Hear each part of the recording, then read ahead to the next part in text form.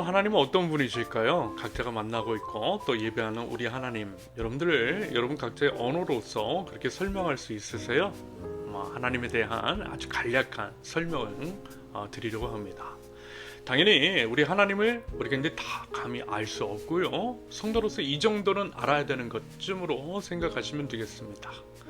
지금부터 이제 말씀을 드리는 것은요, 하나님에 대한 가장 기본적인 지식과 정보로서요, 아주 쉽게 기억할 만한 방법 같은 것들을 간단하게 설명을 드리려고 합니다.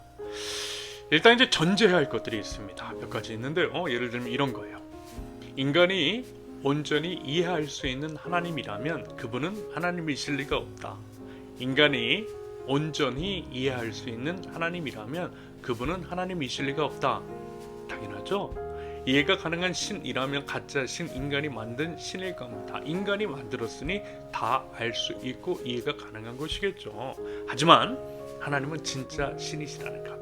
우리가 하나님을 만든 것이 아니라 하나님이 우리 인간을 만드셨어요. 그러므로 하나님을 온전히 이해한다라고 하는 것, 하나님을 전부 알 수 있다라는 것, 근본적으로 불가능합니다.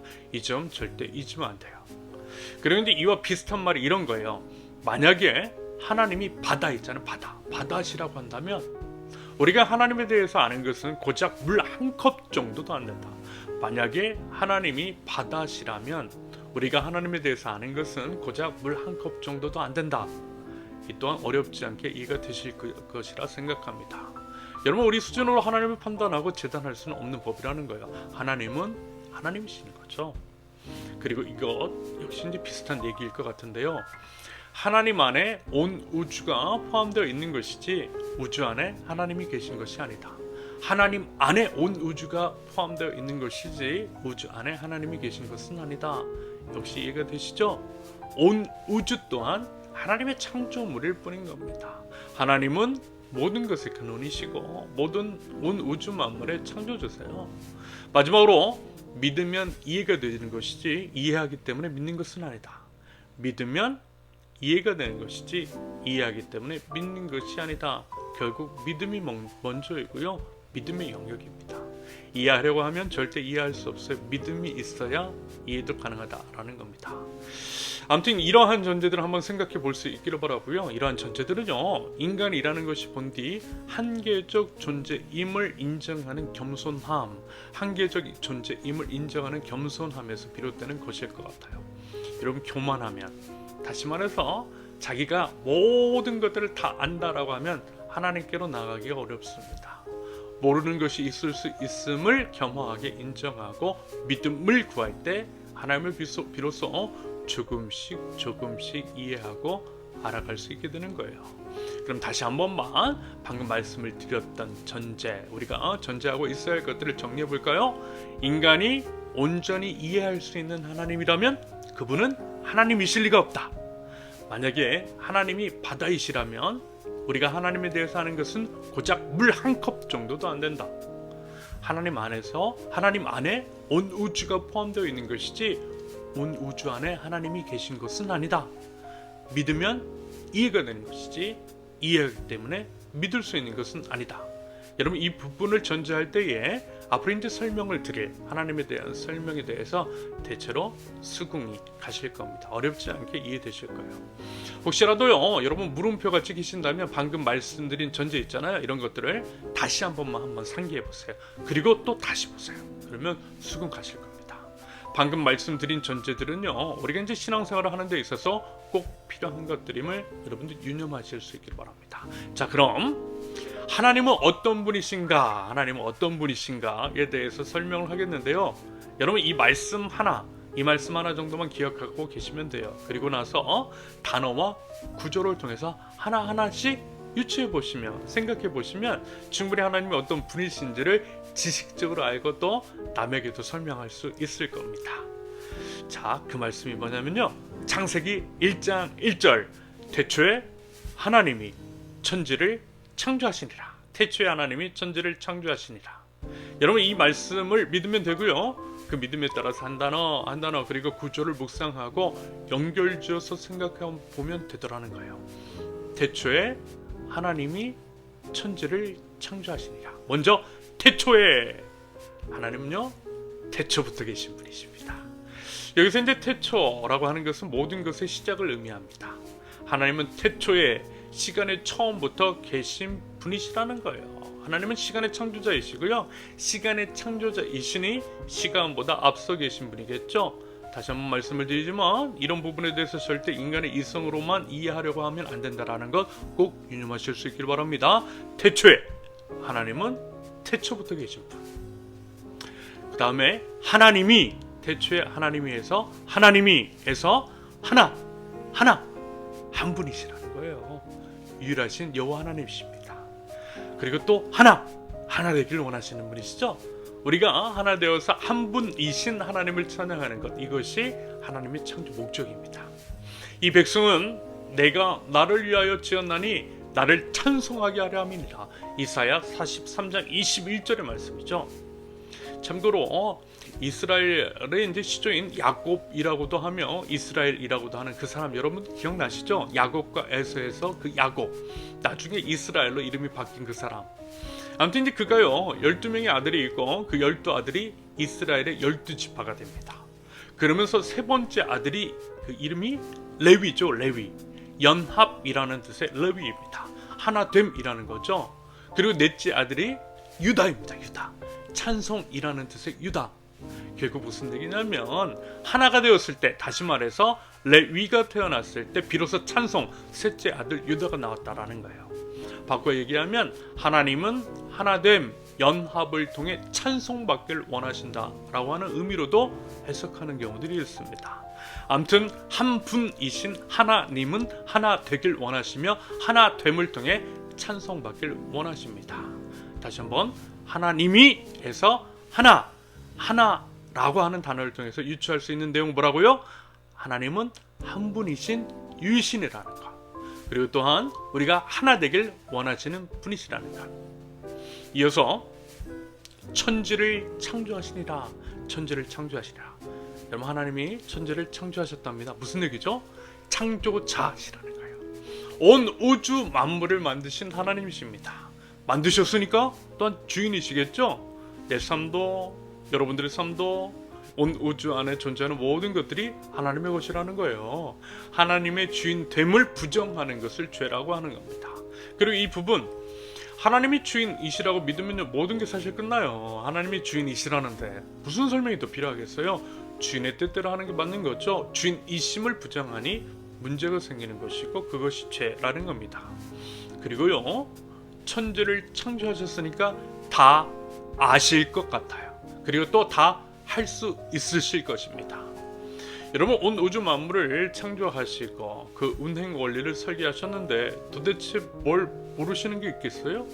뭐 할 수 없는 게 있으시겠어요? 여러분 천지를 창조하셨다면요 전지전능 하신 것은 당연한 거예요. 그리고 이것은 우리가 하나님을 의지하고 믿고 따를 수 있는 이유가 됩니다. 하나님 다 아시고 하나님 다 할 수 있으시니까 하나님께 맡길 수 있는 것이겠죠. 그리고 무소부재, 다시 말해서 안 계신 곳이 없어요. 왜요? 하나님이 창조하셨으니까. 앞서 말씀을 드렸잖아요. 우주 안에 하나님이 계신 것이 아니라 하나님 안에 온 우주가 있다라고 말입니다. 그러므로 하나님은 안 계신 곳이 없어요. 그래서 무소부재, 바로 이 말씀처럼 말입니다. 시편 139편 9절과 10절. 내가 새벽 날개를 치며 바다 끝에 거주할지라도 거기서도 주의 손이 나를 인도하시며 주의 오른손이 나를 붙드시리라. 사람이 아무도 없을 것 같은 그 바다 끝에 거주할지라도 하나님 거기 계시다라는 겁니다. 무소부재 하시다라는 겁니다. 자, 안 계신 곳이 없다라고 했으니까 지금도 나와 함께 하시는 겁니다. 아무도 없는 그곳에서 지금도 여기에도 제가 여기 있는 곳에도 여러분들이 있는 곳에도 하나님 계세요. 곁에서 다 보고 계시고 다 듣고 계세요. 나의 신음에 응답하시는 하나님이십니다. 그 하나님께 말씀드리면 돼요. 외로울 때 나와 함께 계시는 그 하나님께 하나님 의지하면 되는 겁니다. 자, 정리를 해보면 천지를 창조하시니라 라고 하는 구조를 통해서 알 수 있는 하나님은 어떤 분이시라고요? 온 우주를 창조하신 분, 창조자. 온 우주 만물의 주인, 전지 전능하신 분, 그리고 무소부재하신 분. 여러분 이해되시죠? 그럼 한번 다시 한번 전체적으로 한번 정리 한번 해볼게요. 하나님에 대해서는 이 말씀만 기억하시면 된다라고 했습니다. 창세기 1장 1절, 태초에 하나님이 천지를 창조하시니라. 태초에에서 태초부터 계신 분, 시간의 창조자. 하나님이에서 한 분이신 분, 유일신, 우리가 하나 되길 원하시는 분. 천지를 창조하시니라 해서 창조자, 주인, 전지전능하신 분, 무소부재하신 분. 여러분 어때요? 쉽죠? 창세기 1장 1절만 기억하시면 하나님에 대한 아주 이제 기본적인 지식, 하나님이 어떤 분이신지에 대해서 이해하시고 또 다른 사람들에게 설명하실 수 있으실 겁니다. 여러분 억지로 외우려고 하지 마시고요. 천천히 묵상하시고 말씀 묵상하시고 유추하시고 연결 지어보세요. 그러면 하나님이 어떤 분이신지를 우리가 또 알 수 있고요, 이해할 수 있고 또 말할 수 있을 겁니다. 그 외에 이제 좀 더 몇 가지만 보너스를 한번 생각해 본다면, 독생자 예수님을 주신 것을 통해서는 하나님이 사랑이심을, 우리를 사랑하는 분이심을 알 수 있을 것 같아요. 하나님은 사랑이십니다. 더불어 인간의 욕망, 욕심을 배제한 인간으로서 상상할 수 있는 모든 선함, 착함, 그 이상의 좋은 것들이 하나님의 성품이시라고 여기면 돼요. 좋은 것들, 아름다운 것들, 선한 것들 다 하나님의 것입니다. 하나님 그런 분이세요.